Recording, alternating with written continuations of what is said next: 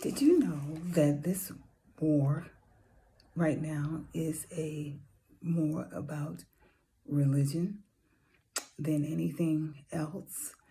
And that back in February, Benjamin Netanyahu came to the United States stating that Iran burned the Baal statue as a declaration of war on Israel.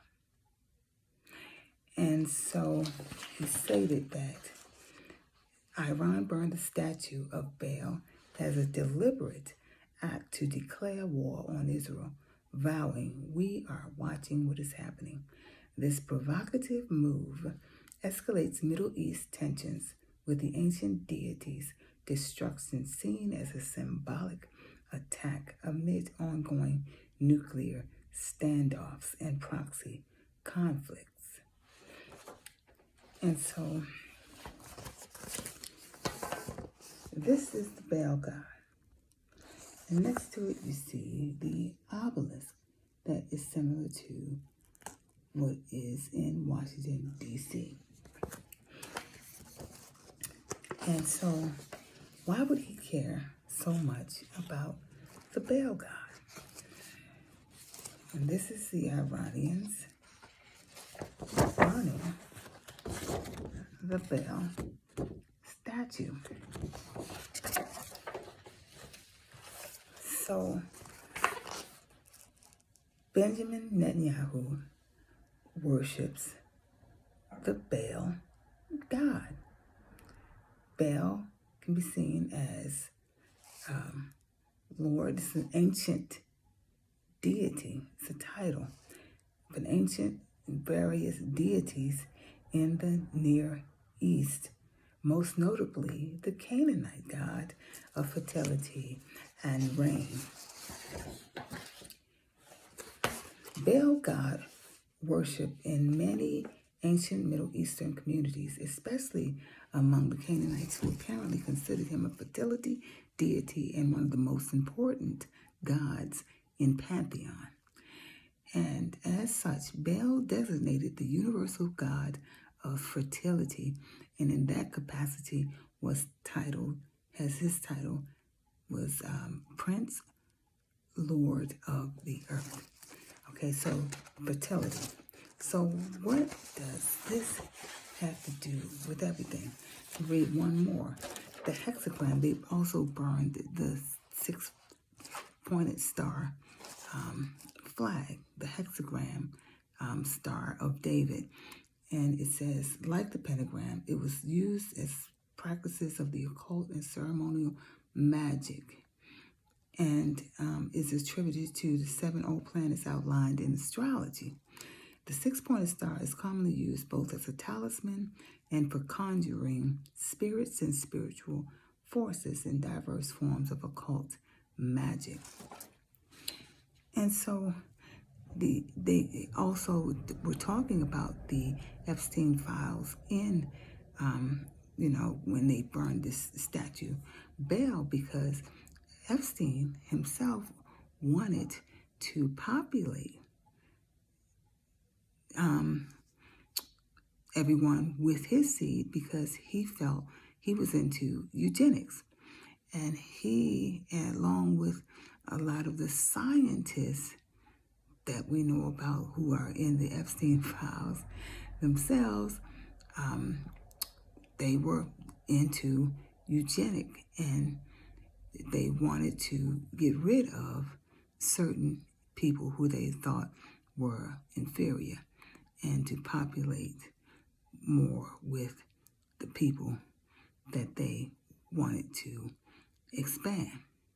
And so this has so much to do with what's going on. I mean, all of these things, even though, they were talking about the nuclear. Okay, now let me tell you about the nuclear part of this. Okay, back in the 1960s, Germany secretly funded a nuclear reactor right there in Israel. So Israel actually is kind of like a colony of Germany, and I can show you that. So Israel nuclear reactor is in Dimona. Dimona is where the black Hebrew Israelites went to live back in the 60s. There are Eritreans also were living there in Israel. This also helped to escalate the Gaza war. They refer to it as the Gaza war, but actually the Dimona people who had been living there since the 60s, they were vegetarians. And they lived by the nuclear reactor all these years and were not affected physically, more than likely because of their melanin content. Oh, it can go down a rabbit hole, but it is serious. And so Benjamin Netanyahu became upset with the United States because actually they were saying that they wanted to further negotiate with Iran and not escalate the war to the extent that it is right now. And so he threatened to use the nuclear weapons that he had in Israel on Iran. So you know how disastrous and how bad this can get, because last week we had the blood moon that's stated in Joel 3:6, which also talks about the Palestine war. It also talks about selling Yahweh's people for a boy for a harlot and a girl for wine that you might drink. You sold them unto the Grecians, okay? And so they're slaughtering all these children and mutilating all of these people, and all of this stuff is going on in the Epstein files that nobody seems to really care about now that they've been open, but it's pretty graphic. So all of this, everything has to do with everything. And, we can be scared about it or we can pray about it. And I suggest you pray in the Holy Spirit. And I suggest that you call on, it says that if my people who are called by my name will humble themselves and pray. What's his name? His name is Yahweh. Okay? Humble themselves and pray. Seek my face. And turn from their wicked ways. Then will I hear from heaven and heal their land. It also talks about us in Revelations 18, about the merchant ships. And oh my goodness, the merchant ships. Prophecy all day. This is not against flesh and blood, but against principalities and powers and rulers of darkness in high places.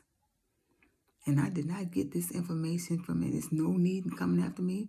It's the Holy Spirit in me that gave me all of this information through the power of Yahweh Father. Thank you.